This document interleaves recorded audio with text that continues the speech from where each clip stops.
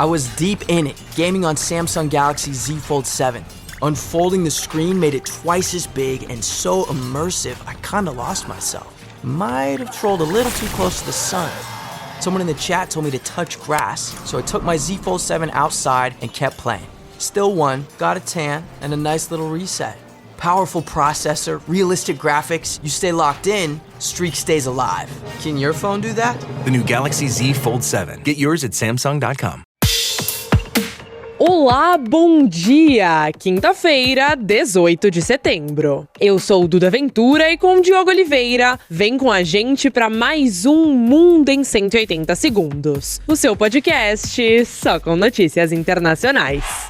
Milhares de argentinos foram às ruas manifestar contra os mais recentes cortes do presidente Javier Milei em universidades e hospitais pediátricos. Os protestos coincidiram com uma derrota do governo no Congresso. A Câmara dos Deputados rejeitou com ampla maioria os vetos do presidente a duas leis que aumentam os recursos para esses setores. O governo argentino tentou evitar a derrota prometendo mais verbas, mas já era tarde. A decisão ainda precisa ser confirmada pelo Senado, onde os parceiros do presidente também são minoria. Milei enfrenta uma queda de popularidade nesse cenário de derrotas eleitorais, denúncias de corrupção envolvendo a irmã dele e críticas às medidas de ajuste fiscal. E nesse sentido, as eleições legislativas que estão marcadas para outubro desse ano no país podem ampliar ainda mais o isolamento político dele.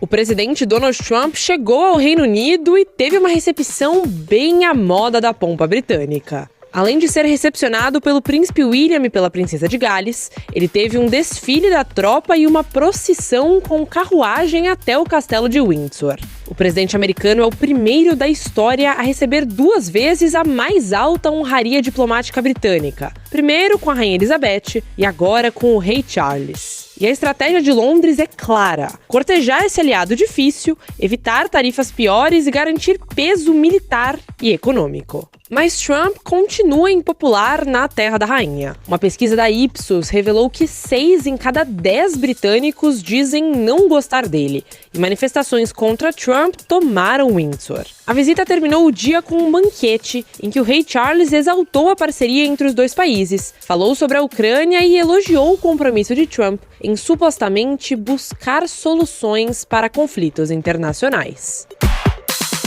E falando em conflitos internacionais, o Ministério das Relações Exteriores de Kiev anunciou que os Estados Unidos aprovaram os primeiros pacotes de ajuda militar para a Ucrânia. Segundo o governo ucraniano, Washington liberou até 2 envios de 500 milhões de dólares cada. O modelo funciona assim: países europeus juntam recursos e compram armas americanas para a Ucrânia. Zelensky já anunciou $1,5 bilhão de dólares garantidos com contribuições da Holanda, Dinamarca, Noruega, Suécia e Alemanha.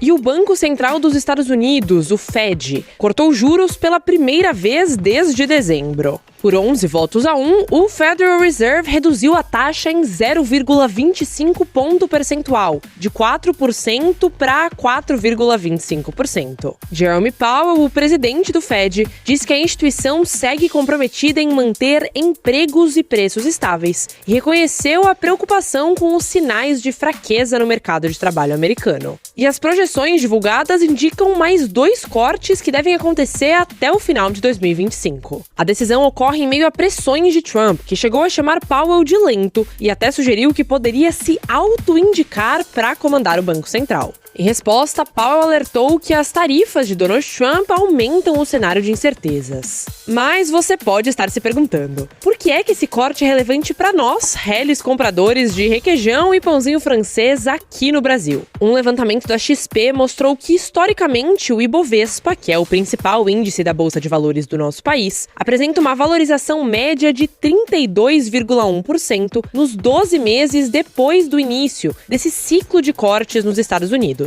Ou seja, para nós, esse corte pode significar ventos econômicos favoráveis vindo por aí. E finalizamos com novidades para os pets. A Colômbia pediu à ONU que estabeleça padrões globais para o transporte aéreo de animais de estimação. Isso porque hoje não existem regras internacionais específicas para viagens com esses companheiros. São normas que não são obrigatórias da Associação de Companhias Aéreas. A proposta, que é apoiada por países da América Latina e da Europa, vai ser discutida em uma Assembleia das Nações Unidas ainda nesse mês. Esse pedido aparece depois que casos de cachorrinhos mortos em voos chamaram atenção na Colômbia.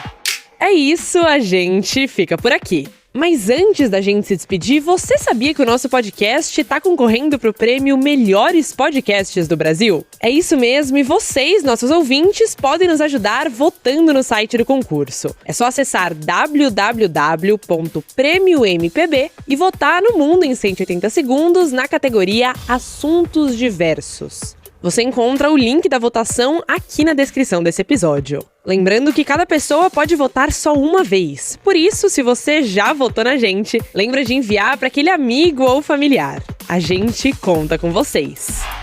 Quer receber notícias internacionais atualizadas em tempo real? Então segue a gente no nosso Instagram. O @ é mundo_180_segundos. Ative o sininho para não perder nenhum episódio e, claro, nos dê aquelas 5 estrelinhas. Para vocês, um bom dia, um grande abraço e até mais!